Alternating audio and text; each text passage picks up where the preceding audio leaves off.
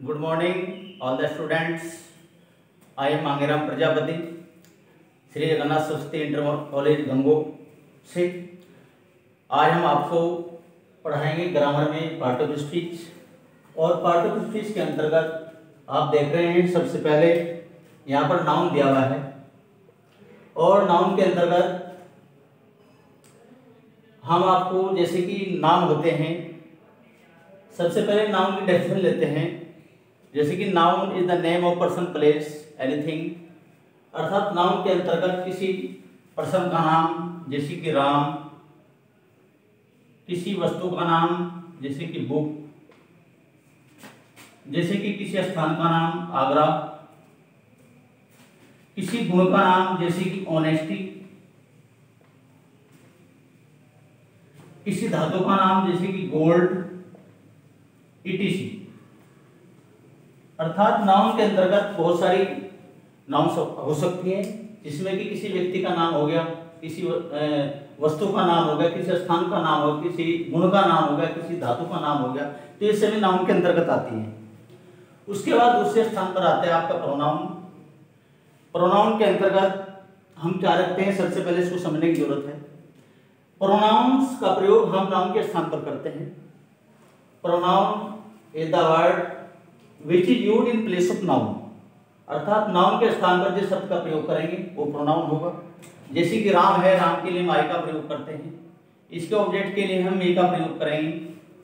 और यदि हम इसको आगे बढ़ाएंगे तो आई का जो प्लुरल बनेगा यहाँ पर वी बनेगा, और वी को हम पोसेसिव प्रोनाउन में हम और लेकर के आएंगे। तो इस तरह से प्रोनाउन यहाँ पर मुख्य रूप से नाउन के बदले में प्रयोग किए जाएंगे। इनको हम सब्जेक्ट के रूप में, ऑब्जेक्ट के रूप में प्रयोग करते हैं। उसके बाद तीसरे नंबर पर आता है आपका एडजेक्टिव। एडजेक्टिव क्या होता है, सबसे पहले इसको समझने की आवश्यकता है। नाउन और प्रोनाउन की विशेषता बताने वाला शब्द जो होता है वो एडजेक्टिव होता है। और इसके अंतर्गत हम बहुत सारे एग्जाम्पल ले सकते हैं। जैसे कि राम की क्वालिटी है, राम इज ऑनेस्ट, यहाँ पर ऑनेस्ट, यहाँ पर क्वालिटी बता रहा है, गुण बता रहा है। उसके बाद जैसे कि वाइल हो गया, वाइल में बुद्धिमान होता है। जैसे कि हम किसी कलर का नाम भी ले सकते हैं, ब्लैक, यहाँ पर ये भी जो है गुण के अंतर्गत आता है। उसके बाद जैसे कि होट हो गया, होट, होट में क्या होता है, गर्म होता है। तो ये सब नाउन की क्वालिटी बताते हैं ये सब, अर्थात नाउन और प्रोनाउन की जो क्वालिटी बताएंगे सब तो आपके एडजेक्टिव कहलाएंगे। उसके बाद क्या होता है, चौथे नंबर पर आती है आपकी वर्ब। वर्ब क्या होती है, verb is a action word.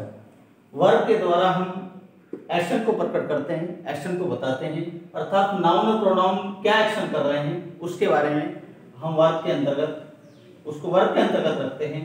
जैसे कि यहाँ पर वर्ब हो गया आपकी इज, इज मैंने है होता है, इसको हम नाउन और प्रोनाउन की स्थिति बताने के लिए प्रकट करते हैं। उसके बाद जैसे कि आर हो गया, उसके बाद एम हो गया, इज आर एम का प्रयोग हम वर्ब के रूप में करते हैं। इसके अलावा दूसरी जो वर्ब होती हैं वो भी एक्शन वर्ब होती है। जैसे कि गो, गो मन होता है जाना। जैसे कि कम हो गया, कम मन होता है आना। ये आपकी दूसरी वर्ब होती हैं जिनको हम फॉर्म में प्रयोग करते हैं। जैसे कि गो हो गया, गो की सेकंड फॉर्म वेंट हो गई, थर्ड फॉर्म गोन हो गई, आईएनजी फॉर्म गोइंग हो गई। इसी प्रकार से कम हो गया, कम की सेकंड फॉर्म केम हो गई, और आईएनजी फॉर्म कमिंग हो गई। तो इस तरह से हम वर्ब का प्रयोग एक्शन वर्ड्स बताने के लिए करते हैं। उसके बाद पांचवें नंबर पर आपका दिया हुआ है एडवर्ब। एडवर्ब क्या होता है, इसको पहले समझने की आवश्यकता है।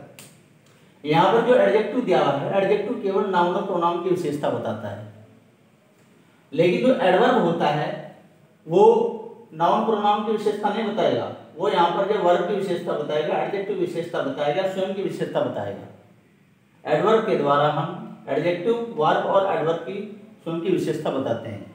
इसको हम कैसे पहचान करेंगे, जो एडवर्ब होते हैं उन वर्ड्स के अंत में मोस्टली एलवाई लगा होता है। जैसे कि सैडली हो गया आपका, जैसे कि बैडली हो गया, जैसे कि यहाँ पर ly के अलावा भी कुछ एडवर्ब होते हैं, जैसे कि वेल हो गया। इसके अलावा और भी बहुत सारे एडवर्ब होते हैं जिनका हम अगली वीडियो में डिटेल में आपको बताएंगे। उसके बाद नेक्स्ट नंबर है आपको प्रीपोजिशन। प्रीपोजिशन क्या होती है? प्रीपोजिशन, इसको पहले समझने की आवश्यकता है। प्री मैंने पहले, पोजीशन में स्थिति, स्थिति से पहले, अर्थात नाउन और प्रोनाउन की स्थिति को बताने वाले जो शब्द होते हैं उन्हें हम क्या बोलते हैं? प्रीपोजिशन बोलते हैं।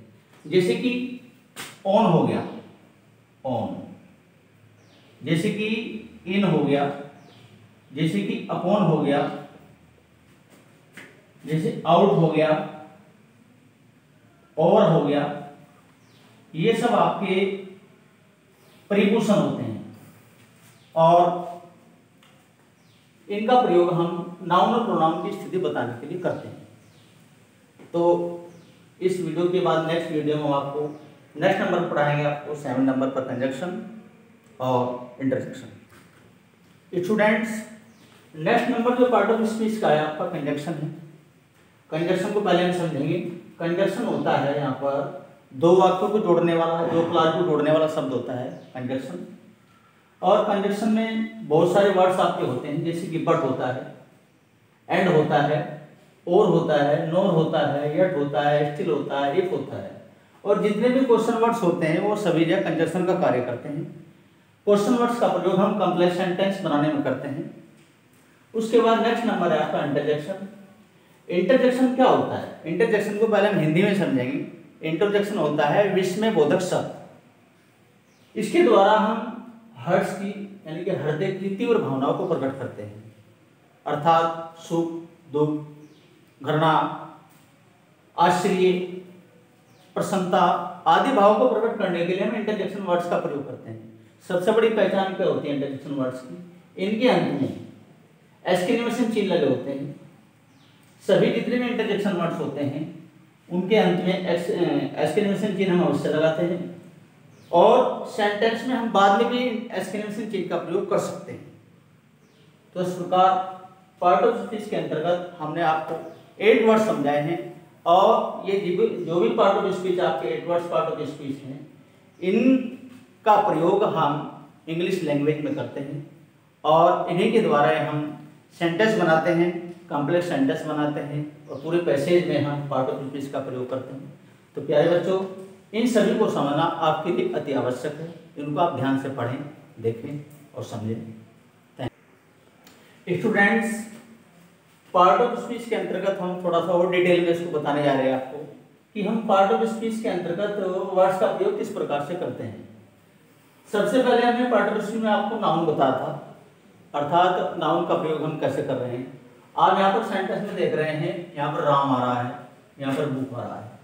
राम है ये बुक, तो यहाँ पर ये दोनों के दोनों आपके नाउन हैं, और इसमें ये जो आपका है आया है ये वर्ब। उसके बाद यहाँ पर जो आ रहा है ए, ये जो ए है ये आपका आर्टिकल है। आर्टिकल्स की हम डिटेल यदि करते हैं तो आर्टिकल्स 3 प्रकार के होते हैं, ए, एन और दी, और इनको हम पार्ट ऑफ स्पीच के एडजेक्टिव के अंतर्गत रखते हैं।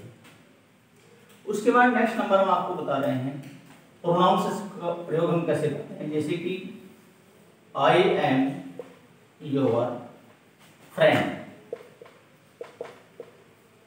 यहां पर आप देख रहे हैं सेंटेंस में आई का प्रयोग किया गया है। आई यहाँ पर पर्सनल प्रोनाउन है जो कि नाउन के स्थान पर प्रयोग किया जाता है। उसके बाद यहाँ पर am verb part of speech हो गया, योर यहाँ पर प्रोनाउन हो गया, और योर के बाद यहाँ पर जो फ्रेंड का प्रयोग किया गया, फ्रेंड यहाँ पर जो नाउन है। तो इस तरह से नाउन के बाद हमने आपको प्रोनाउन समझा है। उसके बाद नेक्स्ट नंबर आपको समझाएंगे एडजेक्टिव। एडजेक्टिव का प्रयोग हम कैसे कर रहे हैं, जैसे कि Mohan is my best friend.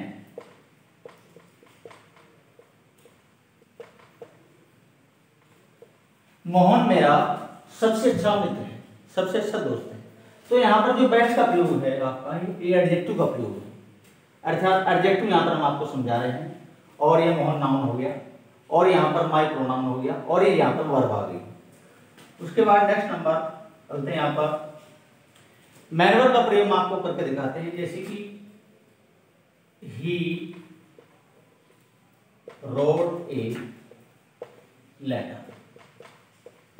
इस सेंटेंस में आप देख रहे हैं ही के बाद रोड का प्रयोग किया गया है। रोड यहां पर मेन वर्ब है, अर्थात नाउन, प्रोनाउन, एडजेक्टिव और एडजेक्टिव के बाद यहां पर हम आपको वर्ब का प्रयोग दिखा रहे हैं। उसके बाद नेक्स्ट नंबर चलते हैं, आपको प्रीपोजिशन का प्रयोग हम कैसे करेंगे। जैसे कि Shyam is in the class. इस सेंटेंस में आप क्या देख रहे हैं, इसके बाद इन का प्रयोग किया गया है और इन यहां पर प्रीपोजिशन है, अर्थात श्याम का और क्लास का संबंध किससे हो रहा है, इनसे हो रहा है। श्याम कक्षा में है, तो यहां पर इन आपकी प्रीपोजिशन है। उसके बाद नेक्स्ट नंबर पर देखते हैं हम आपको प्रीपोजिशन के बाद हम कंजक्शन का प्रयोग कैसे करते हैं। जैसे कि Mohan work hard. Mohan worked hard, Mohan ने कठिन परिश्रम किया। बट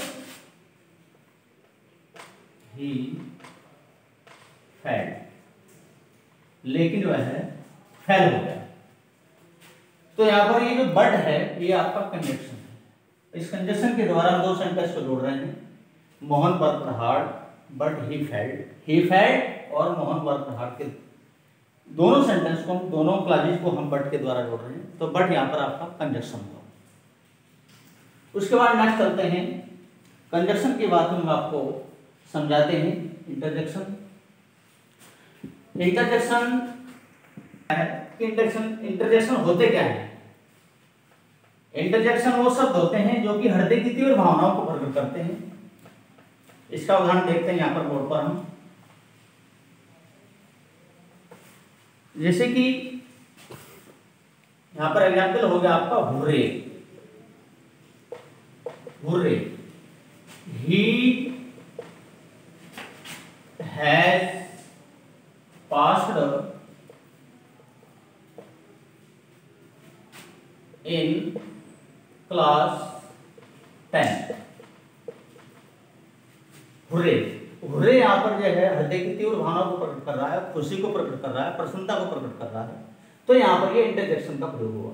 और इसके बाद हमने जो निशान लगाया है ये यहाँ पर एक्सक्लेमेशन चिन्ह है, इसके द्वारा हम इस सेंटेंस को इंडिकेट कर रहे हैं, इंटरजेक्शन को इंडिकेट कर रहे हैं, वह कक्षा 10 में पास हो गया है, यानी खुशी प्रकट हो रही है, प्रसन्नता प्रकट हो रही है। इस प्रकार से पार्ट ऑफ स्पीच के अंतर्गत ये लास्ट टॉपिक आपका हुर्रे यानी इंटरजेक्शन वर्ड हमने आपको समझाया है। इस तरह से इन सभी इंटरजेक्शन सहित सभी पार्ट ऑफ स्पीच को 8 के 8 पार्ट ऑफ स्पीच को आप लोग रिवाइज करेंगे, इनको समझेंगे और देखेंगे। और